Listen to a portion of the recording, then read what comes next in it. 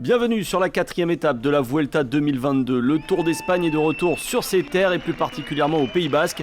Après 3 jours aux Pays-Bas où les coureurs ont ressenti la ferveur du public avec un Néerlandais porteur du maillot à pois et 2 locaux de chez Jumbo-Visma qui ont porté le maillot rouge de leader. Retour donc en Espagne. Le peloton s'attaque à une étape de moyenne montagne aujourd'hui avec un profil pour les punchers. Más o menos los conozco, es un final muy explosivo. Esperemos tener las piernas para estar hoy con los mejores y tratar de disputar bien al final. Es un sprint que me puede beneficiar un poco, pero todo dependerá de las piernas. Ayer venimos de un día de descanso, entonces hay veces es muy incierto cómo puedas amanecer. Un profil idéal également pour Julien Alaphilippe, le champion du monde qui est à la recherche de sensations sur cette Vuelta. Ouais, c'est très bien pour moi. Après, c'est les jambes qui vont décider. Il y a aussi la bosse à... Je crois que le sommet est à 15 km d'arrivée, donc on va voir comment ça va monter. Mais bien sûr, ce sera important d'être bien positionné en haut. Pour l'équipe Jumbo-Visma, Primoz Roglic reste en embuscade et le final pourrait lui profiter, à moins que l'équipe néerlandaise ne décide de laisser le poids de la course à une autre formation dans les jours à venir.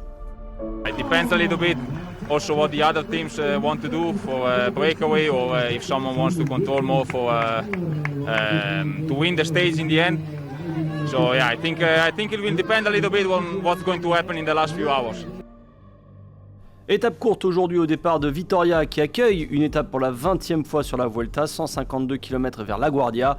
2 ascensions sur ce tracé avec une 2e et une 3e catégorie après 60 km de plat. Attention au final en faux plat montant dans le dernier kilomètre vers La Guardia qui permettra aux coureurs avec une bonne pointe de vitesse qui sont encore dans le groupe de tête d'aller jouer la victoire d'étape.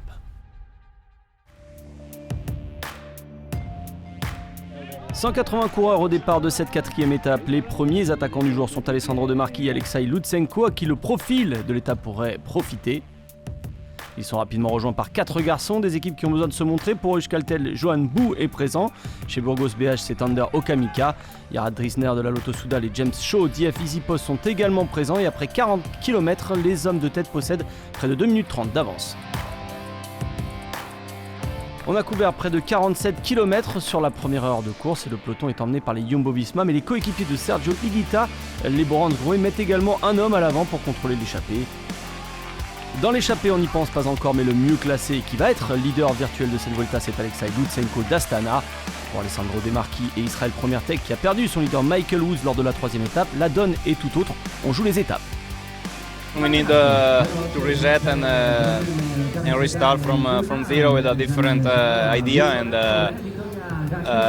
we are ready. I mean, we know that there is a lot of opportunity coming, so we need to be ready and to take the chance that the road will give us. La première ascension de la journée intervient au kilomètre 62, le Puerto de Opacua, 5 km à près de 7% de pente moyenne. Explication au sommet qui tourne à l'avantage de Johan Bou de Euskaltel. Bou vise le maillot de grimpeur avec les 5 points engrangés. Le parcours reste vallonné après cette première difficulté, les coureurs sont en prise et de petites cassures apparaissent dans le peloton. À l'avant de la course, c'est Ander Okamika qui finit par craquer. Le peloton est revenu à environ 1 minute 30 des échappés. Les coureurs sont entrés dans les 40 derniers kilomètres, quelques secondes encore d'avance pour les échappés avant le sprint intermédiaire de Lagrane situé à 34 km de l'arrivée. Si le groupe de tête ne va pas se disputer la première place sur la ligne, Shaw d'IF passe en tête. Derrière, dans le peloton, quelques coureurs s'accrochent sur ce parcours difficile pour venir prendre des points. C'est le cas de 2 protagonistes de la lutte pour le maillot vert, Mats Pedersen et Sam Bennett. Ils prennent les 4e et 5e places de ce sprint intermédiaire pour un minimum de points finalement gagnés.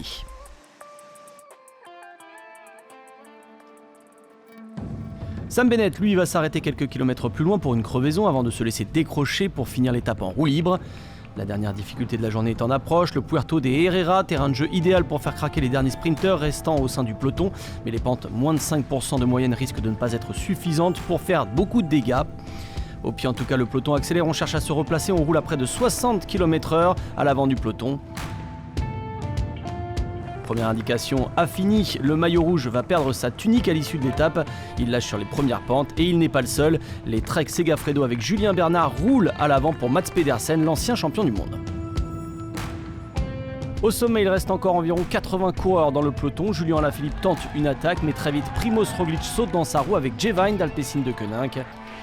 Au sommet, Roglic prend bien les 3 secondes de bonification du jour devant Alaphilippe et Jevine. Et dans la descente, plusieurs coureurs vont tenter d'accélérer. Tout d'abord Remco et Evenepoel, mais Roglic surveille et prend sa roue. C'est ensuite Astana qui passe à l'action avec Nibali à 7 km de la ligne, mais rapidement le groupe des favoris est reconstitué. Et après la descente, à moins de 3 km vers la Guardia, Movistar prend les commandes du peloton pour Valverde ou Mas. On se bat pour garder des positions dans le final, on joue même des coudes dans le peloton. Un final âprement disputé, notamment dans un dernier kilomètre épique pour prendre la bonne route. Le dernier virage, il reste encore 200 mètres dans les rues de la Guardia. Étape compliquée pour certains favoris. En tout cas, Primoz Roglic est bien là. Derrière, Mads Pedersen emmené dans un fauteuil par Kenny Elissonde. Attaque de Primoz Roglic qui est passé devant l'ancien champion du monde. Il reste encore 100 mètres pour Primoz Roglic pour aller chercher une 10e victoire d'étape sur la Vuelta. Mads Pedersen est un peu court. Il y a Enric Mas qui est présent pour l'équipe Movistar. Quentin Paché pour Groupama FDJ. Sivakov pour Ineos. Mais c'est bien Primoz Roglic qui prend le meilleur et qui prend le maillot rouge de cette Vuelta. Si on avait besoin d'être rassuré sur l'état de forme de Primoz Roglic, on le sait désormais, le Slovène est prêt pour cette Vuelta. Nouvelle victoire pour Jumbo-Visma et prise de pouvoir pour Roglic. Le triple vainqueur du Tour d'Espagne en titre remporte une 10e étape sur les routes espagnoles. La chute sur le Tour de France semble loin pour Roglic qui, en un mois, a retrouvé son meilleur niveau. It's really just the beginning of the Vuelta, I mean. But anyway, I always say yes, it's better to have some seconds in front and behind. It was already a hard pace whole day. It was super fast stage, and yeah, in the final was opportunity to fight for the stage win. I mean, I had the leg, so I give it a go.